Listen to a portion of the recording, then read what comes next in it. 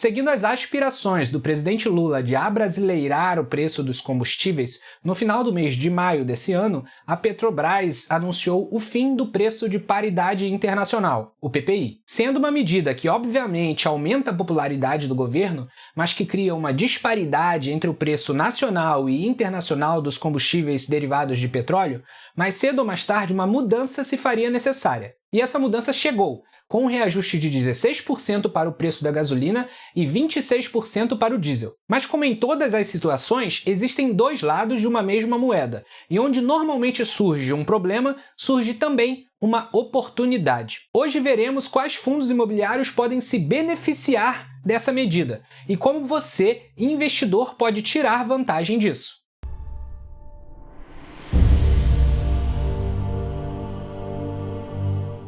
Olá, senhoras e senhores, aqui quem fala é Matheus Franco, criador do canal Economia Privada.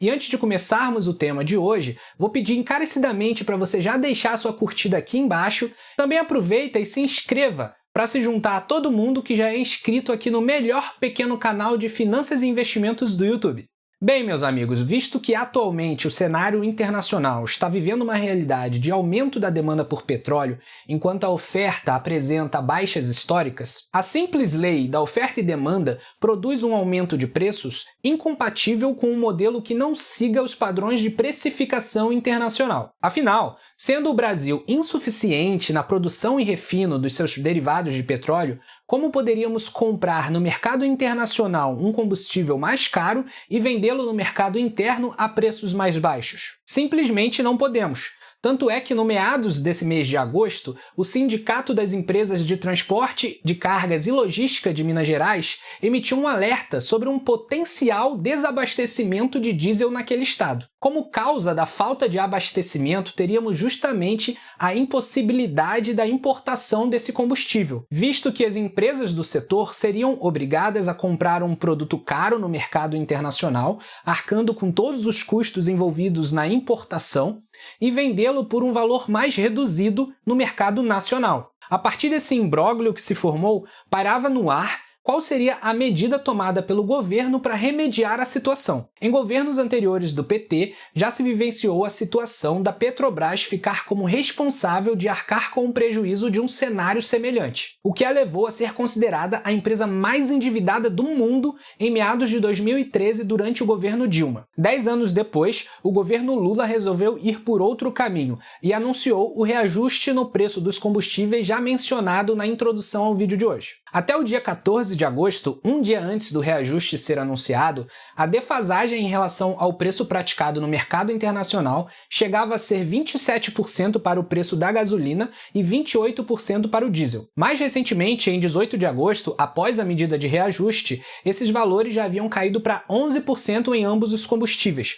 porém ainda eram mais elevados do que em períodos de vigência do PPI. Com a contribuição positiva do aumento dos combustíveis para o IPCA, podemos esperar que o principal índice de inflação do país apresente valores maiores do que nos últimos meses, visto que chegamos a apresentar, inclusive, deflação no mês de junho. Essa volatilidade dos valores inflacionários reflete diretamente no rendimento e distribuição de proventos de fundos imobiliários de papel que tenham em suas carteiras predominantemente títulos indexados ao IPCA. Uma lição importantíssima de tirarmos o quanto antes é o quanto o mercado de fundos imobiliários é reativo à distribuição de proventos. Até hoje, a grande maioria dos players desse mercado são investidores pessoas físicas que não olham muito mais do que o dividend yield de seus fundos. Dito isso, é comum encontrarmos bons fundos mantendo seus fundamentos de qualidade, porém sofrendo baixas em suas cotações apenas por estarem anunciando dividendos menores. Utilizando o fundo KCRE11 como exemplo, um fundo que tem 95% da sua carteira indexada ao IPCA,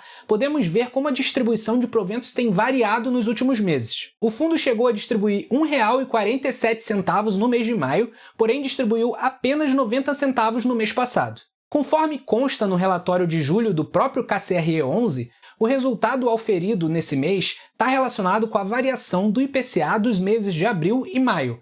Portanto, ainda há de se concretizar os resultados gerados pelos meses de junho, que trouxeram uma inflação de menos 0,08%, ou seja, na verdade foi um mês deflacionário.